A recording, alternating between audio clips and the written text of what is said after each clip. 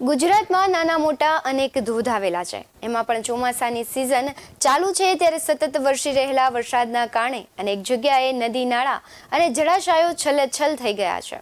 એટલું જ નહીં, ગુજરાતના મોટા ભાગના ધોધ છે તે જીવંત થઈ ગયા છે. નમસ્કાર, સ્વાગત છે તમારું BS9 TV ન્યૂઝમાં. હું છું આપની સાથે ભગવતી વિશાવડિયા. કુદરત ચોમાસાની સિઝનમાં સોળે કળાએ ખીલી ઉઠે છે ત્યારે આ બધાની વચ્ચે ડાંગ જિલ્લામાં આવેલ ગીરા ધોધના આહલાદક દ્રશ્યો સામે આવ્યા છે. આશરે 300 મીટર પહોળી નદી આટલે ઊંચેથી પડતી હોય એ દ્રશ્ય કેવું ભવ્ય લાગે એ વિચારીને જ મન ખુશ થઈ જાય. ચોમાસાના ખાપરી નદીમાં જ્યારે આખી ભરેલી હોય છે ત્યારે ધોધનું સ્વરૂપ બહુ જ જાજરમાન લાગે. આવા ધોધ જોવા હજારો લોકો ચોમાસાની સિઝનમાં ઉમટી પડે છે. ચોમાસામાં પાણી બધે ફરતું આવતું હોવાથી પાણી ડહોળું તો દેખાય છે, પરંતુ ધોધ પડવાની ગર્જના તેના ધોધ જેવી જ મોટી છે, જે દૂરથી પણ સંભળાય છે અને ધોધનો કર્ણપ્રિય અવાજ સાંભળવાનો પણ એક લાહવો છે. ગીરા ધોધનું નામ કેમ પડ્યું? વઘઈના આંબાપડા નજીક આવેલ આ વિશાળ કઈ ધોધના નામ પાછળ એક ચોક્કસ કારણ છે. નામ એક નદી ઉપરથી તેનું પડ્યું છે. મહારાષ્ટ્રના જંગલો અને પર્વતોને ચીરતી ગીરા નદી ડાંગ સુધી પહોંચે છે.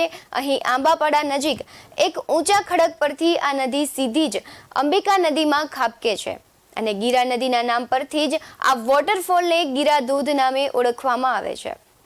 ધોધ સ્વરૂપે નીચે પડતા પહેલા તેના પાણીને રોકવા ચેકડેમ પણ ત્યાં બનાવવામાં આવ્યો છે. ચોમાસામાં નદીમાં પાણીનો જથ્થો વધતા ચેકડેમ ઓવરફ્લો થઈ ધોધ સ્વરૂપે ગીરા નદી નીચે પડી અંબિકામાં સમાઈ જાય છે. અહીંથી અંબિકા નદી અનેક નાની મોટી નદીઓને પોતાનામાં સમાવતી બિલીમોરા પાસે અરબી સમુદ્રને મળે છે. હવે વાત કરીશું જંજીર ધોધની. ચોમાસાની શરૂઆત થતાની સાથે જ કુદરત પોતાનું રૂપ પ્રકૃતિને ઓઢાડે છે ત્યારે ગાઢ જંગલની વનરાય વચ્ચે પસાર થતા જંજીર ધોધનું અદ્ભુત કુદરતી સૌંદર્ય સામે આવે છે.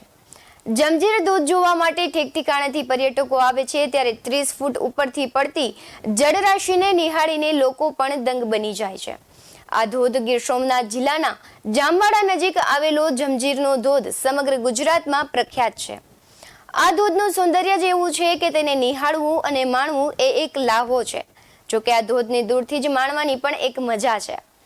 ધોધની નજીક જવામાં મોટું જોખમ રહેલું છે, તેથી જ તેને મોતનો ધોધ તરીકે ઓળખવામાં આવે છે.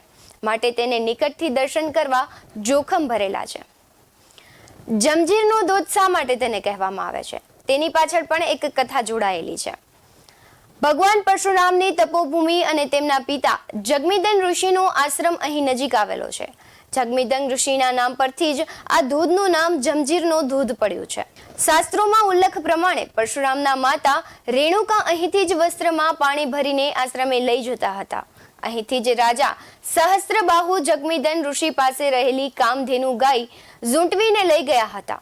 ભગવાન પરશુરામ જ્યારે આશ્રમે પરત ફર્યા ત્યારે વિતક જાણી સહસ્ત્રબાહુ સાથે યુદ્ધ કરી વિજય પ્રાપ્ત કરી કામધેનુ ગાયને પાછી મેળવી પિતા જગમીદન ઋષિના આશીર્વાદ પ્રાપ્ત કર્યા હતા. જંજીરના ધોધ નજીક 12 માસ પ્રકૃતિ સોળે કળાએ ખીલેલી રહે છે ત્યારે ગીરી કંદરાઓ નિહાળીને આંખોને ઠંડક મળે છે. તો સુરમય રીતે અફાટ જળરાશિ વહેતી હોય તો તેનું મધુર સંગીત અત્યંત કર્ણપ્રિય બની રહે છે. ગીર સોમનાથ જિલ્લાના પ્રશાસન દ્વારા અહીં ચેતવણી પણ આપવામાં આવે છે, કારણ કે ધોધના દૂરથી દર્શન કરી શકાય છે, કારણ કે આ ધોધને મોતનો ધોધ પણ કહેવામાં આવે છે. હવે વાત કરીશું ગાગડિયાના ધરા ધોધની. વેરાવળના સવની ગામે આવેલા ખોડિયાર માતાજીના મંદિર નજીક ગાગડિયા ધોધ તરીકે ઓળખાતો ધોધ શ્રીકાર વર્ષના પગલે ફરી જીવંત થયો છે. ધોધ પર ધસમસતા પાણીના પ્રવાહના આહલાદક દ્રશ્યો લોકોમાં આકર્ષણનું કેન્દ્ર બન્યા છે.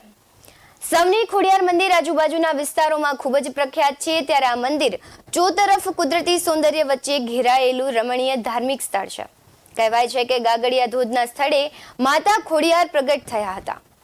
માય ભક્તો દર રવિવારે આ શક્તિપીઠ જેવા જ તીર્થધામે આવી માતાજીની કૃપા મેળવવા પૂજન અર્ચન સાથે પાઠ વિધિ કરે છે.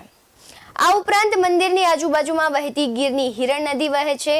આ નદી પર ગાગડિયા ધોધ આવેલો છે. ચોમાસાની ઋતુ દરમિયાન ધોધ જોવાલાયક સ્થળ બની રહે છે. ગાગડિયા ધોધમાં ખોડિયારનું વાહન કહેવાતા એવા મગરો પણ જોવા મળે છે. વરસાદમાં કેટલાક વિસ્તારો એવા ખીલી ઉઠતા હોય છે કે ત્યાં જઈને જોવાનું મન થઈ જાય. આવો જ નજારો જોવા મળ્યો છે વેરાવળ પાસે, જ્યાં સવની ગામે આવેલા હિરણ નદી પર. ગાગડિયાધરા ખોડિયાર મંદિર પાસે આ ધોધ પડી રહ્યો છે ત્યારે ભારે વરસાદના કારણે અહીં ધોધ પરથી પાણી પડતા નયનરમ્ય દ્રશ્યો સર્જાયા હતા. આવા જ વધુ અહેવાલો સાથે ફરી મળતા રહીશું. ત્યાં સુધી જોતા રહો BS9 TV ન્યૂઝ સાથે. અમારી YouTube ચેનલને સબસ્ક્રાઇબ કરવાનું અને અમને Facebook અને Instagram પર ફોલો કરવાનું ભૂલશો નહીં. નમસ્કાર.